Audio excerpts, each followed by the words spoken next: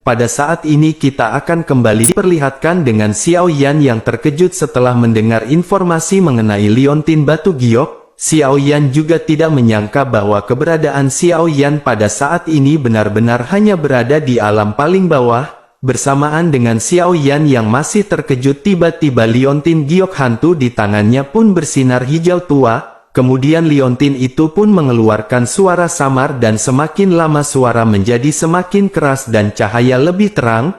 Lalu ada cahaya benar-benar menjadi semakin intens dan jantung Xiao Yan segera naik ke temboloknya. Tentu saja Xiao Yan benar-benar tidak tahu apa yang sedang terjadi pada saat ini. Xiao Yan telah mencoba berkali-kali membuka batu giok tersebut sebelumnya, akan tetapi pada saat ini Xiao Yan tidak melakukan apapun dan hal ini benar-benar terjadi.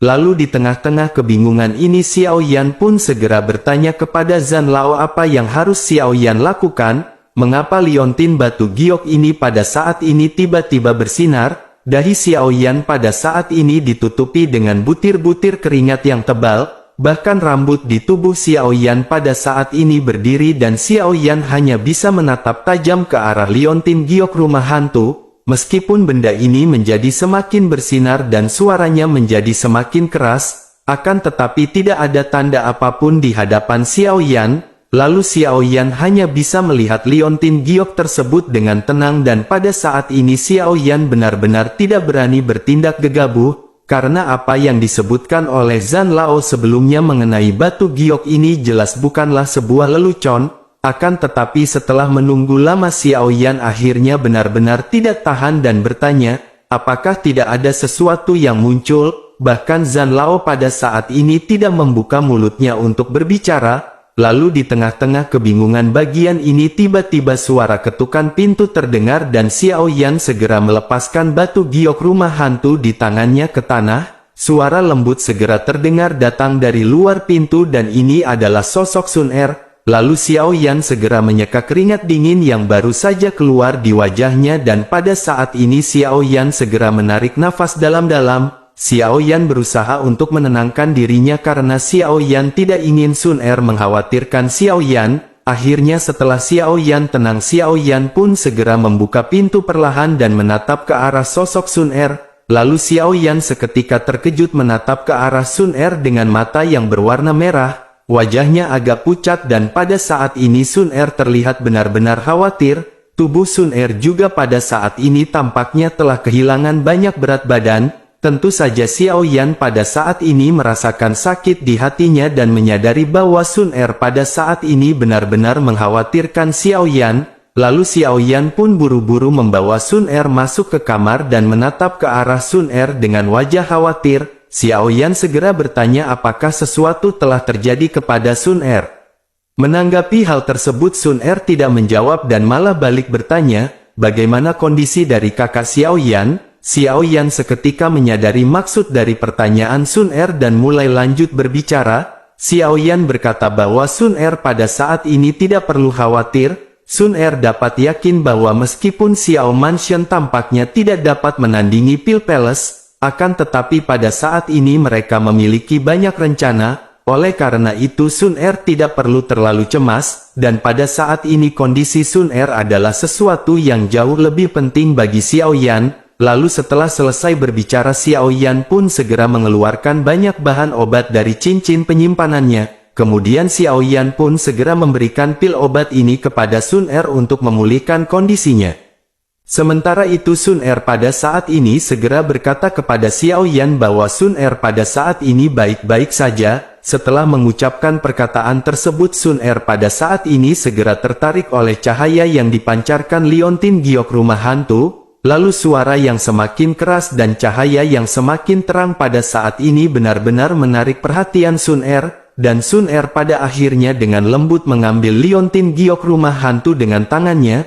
Lalu Sun Er langsung memperhatikan liontin dengan perasaan ingin tahu. Sementara itu Xiao Yan pada saat ini sedikit cemas dan teringat perkataan yang dikatakan oleh Zhan Lao sebelumnya mengenai liontin tersebut. Lalu Xiao Yan pun buru-buru meminta Sun Er untuk meletakkan liontin tersebut. Akan tetapi sebelum Xiao Yan selesai berbicara Xiao Yan bisa merasakan kepalanya berdenyut. lalu mata Xiao Yan perlahan-lahan menjadi gelap dan Xiao Yan benar-benar dipenuhi dengan kebingungan. Bersamaan dengan itu Xiao Yan bisa melihat liontin giok yang bersinar semakin terang, dan cahaya ini seketika langsung menelan Sun Er dan sosok Sun Er seketika tersedot. Lalu Xiao Yan pun berusaha untuk mengulurkan tangannya untuk menarik Sun Er dari hisapan liontin giok, akan tetapi tidak peduli seberapa keras Xiao Yan berusaha, tubuh Xiao Yan benar-benar tidak mau mendengarkannya, dan pada akhirnya kesadaran Xiao Yan pun benar-benar kabur dan sosok Xiao Yan pada saat ini segera pingsan.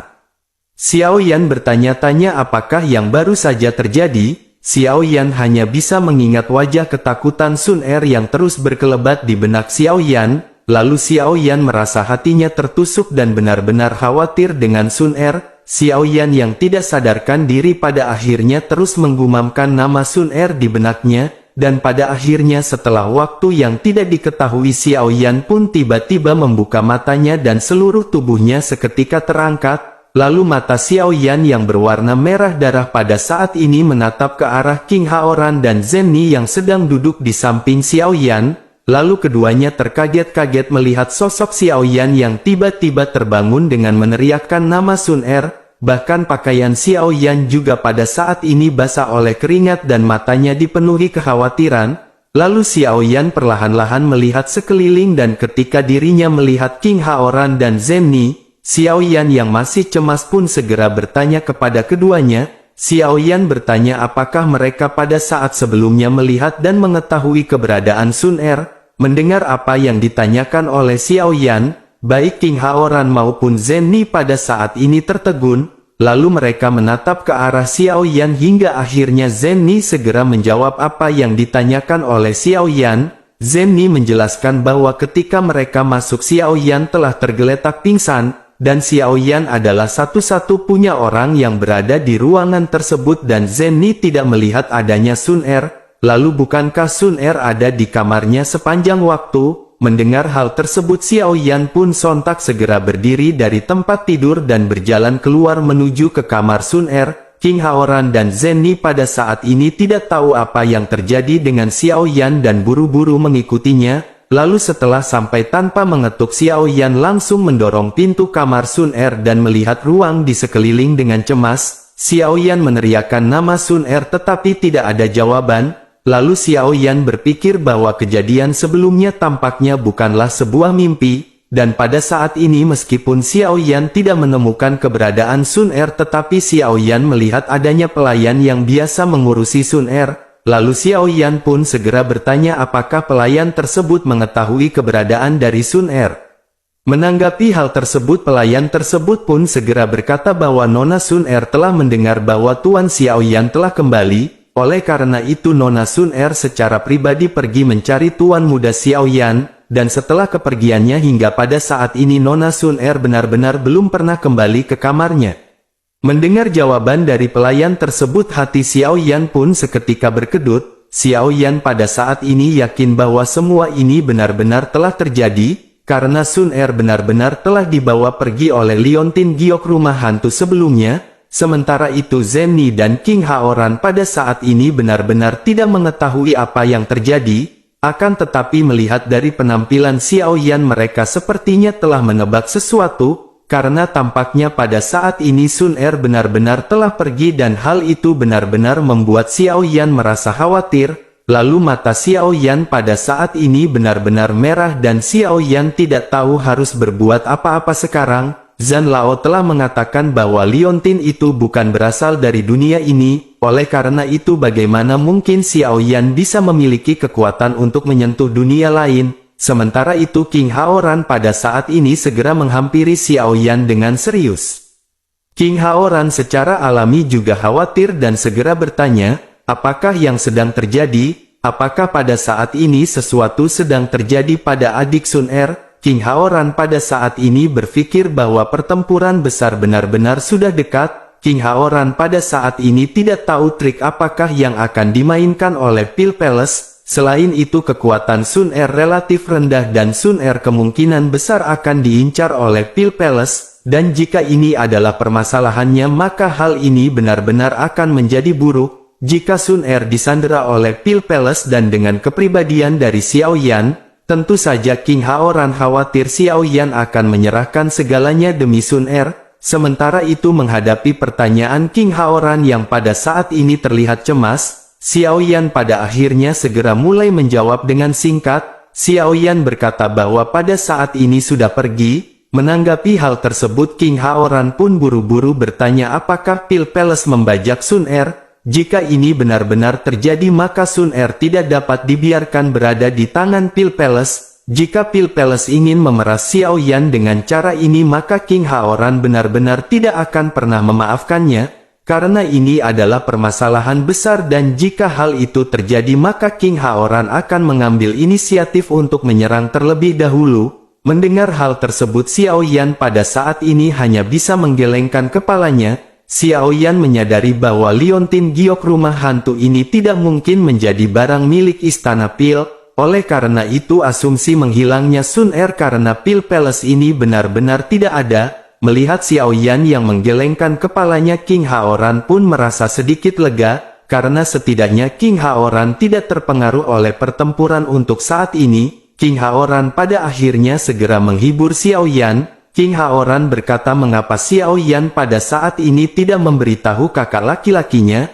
Apapun yang terjadi menemukan cara untuk menyelamatkan Sun Er. Dan selama itu tidak berada di pihak Pil Palace maka itu akan lebih mudah untuk ditangani. Xiao Yan menggelengkan kepalanya ketika dirinya mendengar perkataan dari King Haoran. Tentu saja suasana pada saat ini tiba-tiba menjadi sedikit tegang dan Zenny juga mulai mengkhawatirkan keberadaan Sun Er, karena jika Xiao Yan bahkan tidak mau memberitahu alasannya bukankah itu berarti orang yang membawa Sun Er pasti bukan seseorang yang bisa dipecahkan oleh King Haoran. Suasana hati Xiao Yan pada saat ini sangat rumit dan Xiao Yan segera mulai berbicara kepada King Haoran. Xiao Yan berkata bahwa dirinya khawatir tidak akan ada seorang pun di benua ini yang memiliki kemampuan untuk menyelamatkan Sun Er. Xiao Yan pada saat ini juga berpikir bahwa dirinya bahkan tidak memiliki informasi tentang dunia seperti apa tempat Sun Er dibawa. Ketika King Haoran mendengar hal ini dirinya pun ketika terkejut, karena tidak ada seorang pun di benua ini yang bisa menyelamatkan keberadaan Sun Er.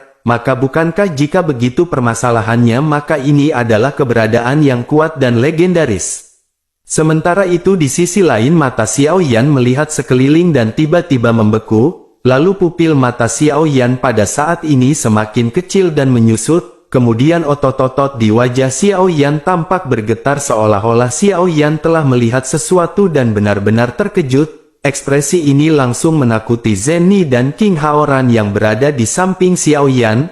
Lalu dengan tergesa-gesa mereka pun mengikuti pandangan Xiao Yan tetapi pada saat ini mereka sepertinya tidak melihat apapun. Sepertinya hanya Xiao Yan lah yang pada saat ini bisa melihat pemandangan ini. Sementara itu pada saat yang bersamaan di kota yang robek yang jauh dari kota Juxi seorang lelaki tua duduk bersila di kehampaan yang gelap. Dirinya tidak memiliki fluktuasi di tubuhnya dan bahkan tidak memiliki aura kehidupan. Dirinya mengenakan pakaian goni yang tidak bisa menutupi tubuh kurus miliknya.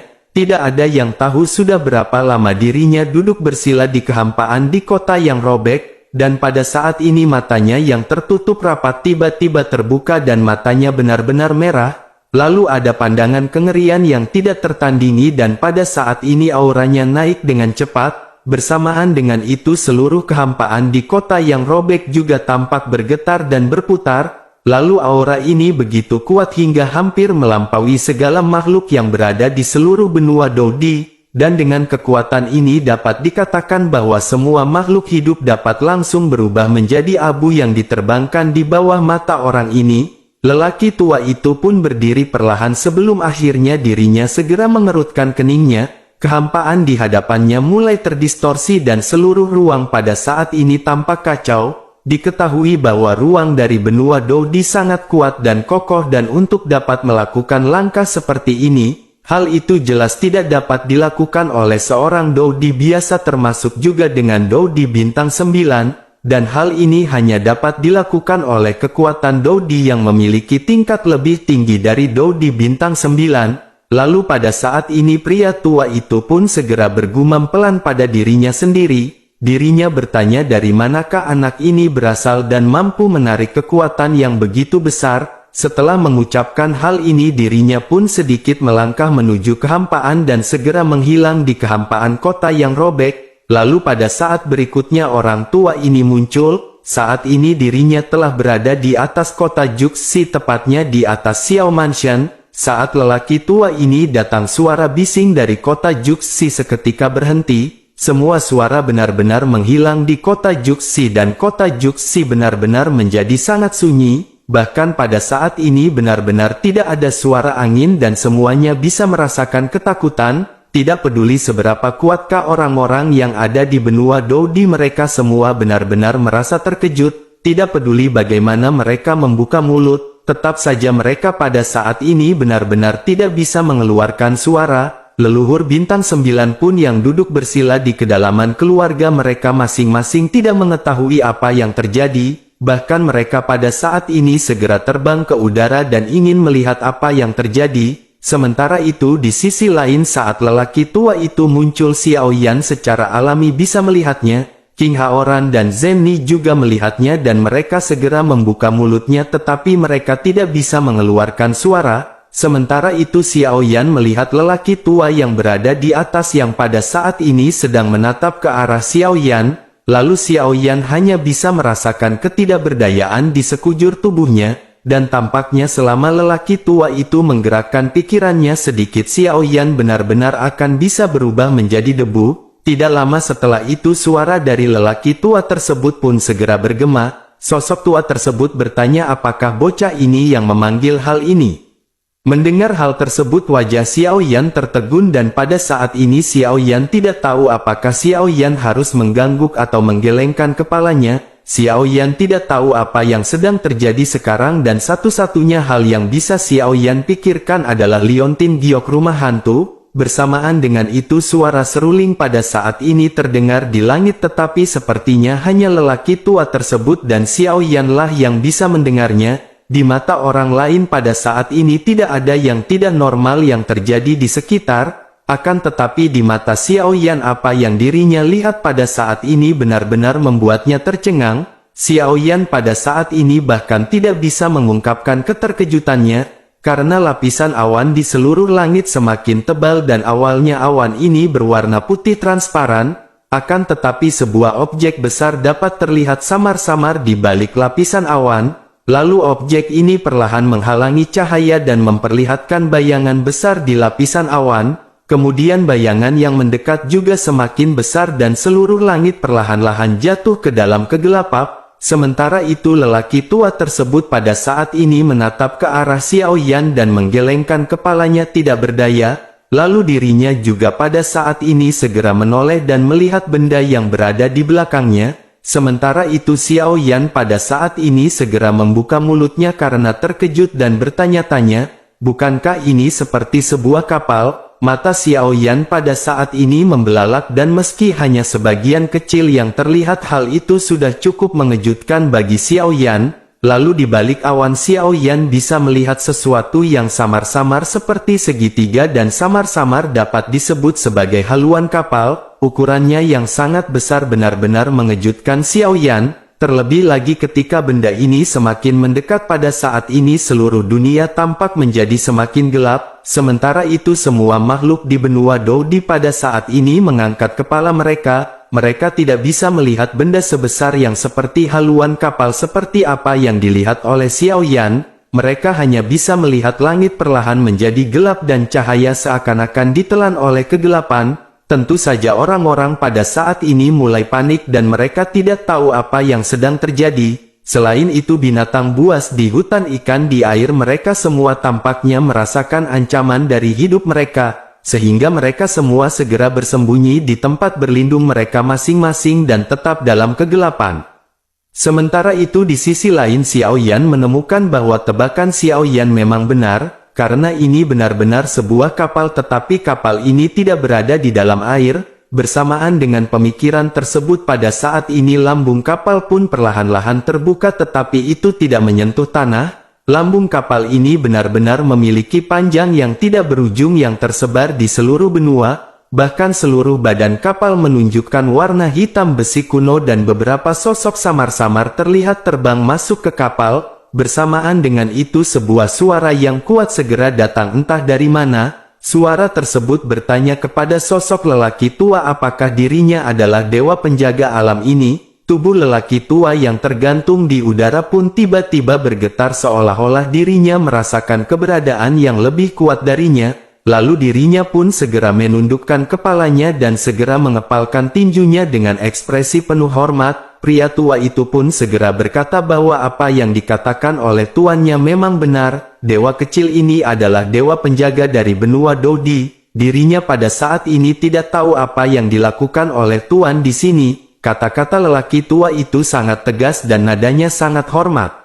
Xiao Yan tentu saja mendengar percakapan ini dan setelah Xiao Yan mendengar hal tersebut, Xiao Yan tiba-tiba melihat lelaki tua di atas dan Xiao Yan teringat bahwa Kaisar Xiao Yao pernah berkata ada bintang 9 Dodi di benua ini yang terkuat, akan tetapi Xiao Yan pada saat ini menggelengkan kepalanya dan berpikir bahwa Kaisar Xiao Yao tidak mengetahui segalanya. Karena faktanya pada saat ini ada kekuatan yang bahkan jauh lebih kuat jika dibandingkan dengan seorang Dou di bintang 9, lalu Xiao Yan pada akhirnya terkejut di dalam hatinya dan mulai berpikir, Xiao Yan bergumam bahwa orang ini mengaku sebagai dewa kecil dan dirinya telah mendengarkan tentang Dou Xian, mungkinkah orang tua ini adalah dewa perang yang lebih kuat daripada Dou Xian? Meskipun begitu Xiao Yan pada saat ini benar-benar tidak berani bersuara dan Xiao Yan segera menoleh untuk melirik ke arah King Haoran dan Zhen Ni, lalu keduanya membuka mulut untuk bertanya kepada Xiao Yan, akan tetapi mereka tidak bisa berkata apa-apa, lalu Xiao Yan pun mengedipkan matanya kepada King Haoran memberi isyarat kepada mereka untuk berhati-hati. Bersamaan dengan itu suara yang kuat pada saat ini kembali terdengar. Suara tersebut menjelaskan bahwa dirinya di sini hanya untuk mencari murid-muridnya, dirinya bisa pergi dan jangan khawatir, karena selama dirinya tidak membuatnya marah maka dirinya tidak akan dengan mudah menghancurkan dunia ini. Mendengar perkataan tersebut pria tua itu pun seketika tersenyum masam, karena jika diperhatikan pada saat ini dapat dilihat di dahi lelaki tua tersebut sudah ditutupi butiran keringat yang tebal. Hal ini menunjukkan bahwa lelaki tua itu benar-benar takut pada suara yang baru saja terdengar, dan akhirnya dirinya hanya bisa membungkuk dengan hormat lagi dan tampak lega setelah mendengar pernyataan dari suara tersebut. Sementara itu di sisi lain leluhur dari ras monster juga melayang di udara pada saat ini, lalu matanya pada saat ini menyipit ketika dirinya memperhatikan sekeliling. Pada saat ini mereka yang merupakan Dou di bintang 9 tidak berani berbicara, hal itu dikarenakan mereka pada saat ini merasakan semacam penghinaan dari kekuatan yang lebih tinggi, bahkan mereka pada saat ini merasakan betapa kecilnya mereka di hadapan kekuatan ini, meskipun mereka tidak dapat melihat apapun terkecuali kegelapan, akan tetapi mereka bisa merasakan keberadaan yang sangat besar yang berada di udara. Dan pada saat yang bersamaan di dalam aliansi bayangan di bagian paling gelap dari gua hantu, ada sepasang mata merah tiba-tiba terbuka dan kepanikan segera muncul di matanya. Pada saat ini Gui Yin mengenakan jubah panjang dan dirinya menatap ke arah langit pada sudut 45 derajat, bahkan seolah-olah pada saat ini Gui Yin bisa melihat bahtera yang tergantung di udara. Gui Yin membuka mulutnya perlahan dan bergumam pada dirinya sendiri bahwa dikatakan ada sebuah kapal yang sangat besar yang melakukan perjalanan melalui 3000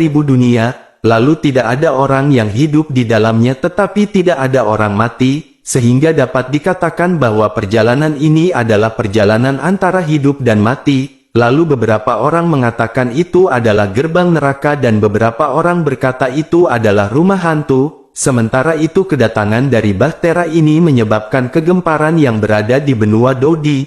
Tentu saja semua makhluk ketakutan dan Xiao Yan juga pada saat ini ikut ketakutan. Dan pada saat ini dua sinar cahaya yang satu hitam dan satu putih segera muncul di hadapan Xiao Yan. Lalu ada dua sosok dan kedua sosok ini mengenakan jubah. Penampilannya bahkan lebih aneh dan ada lidah panjang berwarna merah darah di mulut mereka. lidah ini menjulur mencapai bagian dada yang kosong tanpa daging, kemudian bulu di sekujur tubuh Xiao Yan juga berdiri tegak melihat orang dengan mata putih di wajah hitam dan mata hitam di wajah putih. Mereka melewati lelaki tua di depan dan segera datang langsung ke depan Xiao Yan.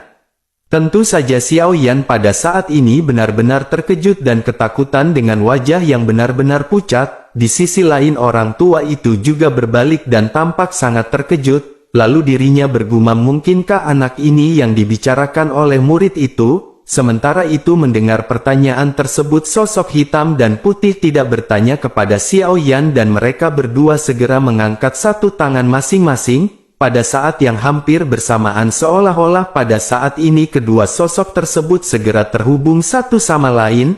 Bersama-sama pada akhirnya sosok ini segera menunjuk ke arah Xiao Yan, namun Xiao Yan hanya bisa merasakan kejutan di tubuhnya dan pemandangan di hadapannya tiba-tiba terdistorsi. Xiao Yan merasakan tubuhnya lepas kendali dan Xiao Yan berada di tempat yang aneh, namun Xiao Yan pada saat ini segera menyadari bahwa dirinya sudah berada di geladak dari bahtera yang dirinya lihat. Bersamaan dengan Xiao Yan yang menghilang pada saat ini, King Haoran dan Zhen Ni juga terkejut, karena sosok Xiao Yan yang besar yang berada di samping mereka pada saat ini benar-benar telah menghilang begitu saja, lalu mereka berdua ditinggalkan di tempat ini tanpa mengetahui apa yang terjadi. Tentu saja mereka sangat cemas tetapi mereka menyadari tidak ada gunanya khawatir pada saat ini. Sementara itu kembali ke Xiao Yan yang pada saat ini berdiri di geladak. Saat ini Xiao Yan bisa melihat hampir seluruh lambung kapal dan seperti sebuah benua. Ketika Xiao Yan melihat lebih dekat sosok cantik segera melompat ke pelukannya.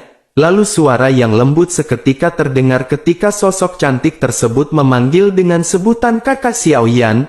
Tentu saja Xiao Yan pun berkedut hebat saat dirinya mendengar suara yang familiar tersebut. Lalu Xiao Yan pada akhirnya sedikit terkejut setelah melihat sosok yang datang ini adalah Ayang Sun Er. Lalu Xiao Yan pun segera memeluk Sun Er dan pada saat ini Xiao Yan tiba-tiba menyadari ada sesuatu yang salah. Xiao Yan menemukan bahwa perut Sun Er pada saat ini sudah membesar, dan Xiao Yan benar-benar tercengang karena tidak mungkin pada saat ini Sun Er hamil. Lalu Xiao Yan pun buru-buru bertanya kepada Sun Er mengenai perutnya yang pada saat ini terlihat membesar. Mendengar pertanyaan tersebut mata Sun Er pun sedikit menjadi merah dan dirinya menatap ke arah Xiao Yan dengan mata berair. Pada akhirnya Sun Er dengan sedih segera berkata bahwa dirinya pada saat itu hanya ingin memberitahu kakak Xiao Yan, yaitu dirinya ingin memberitahu bahwa Sun Er sedang mengandung bayi. Tetapi dirinya tidak tahu mengapa dirinya datang ke sini tiba-tiba sebelum dirinya bisa mengatakannya. Tentu saja Xiao Yan pun tercengang setelah Sun Er selesai berbicara dan untuk sementara waktu Xiao Yan pada saat ini sepertinya tidak bisa bereaksi. Sun Er baru saja meninggalkan benua Dou di setengah dupa tetapi pada saat ini Sun Er benar-benar telah buncit. Xiao Yan memiliki sebuah kecurigaan dan bertanya-tanya,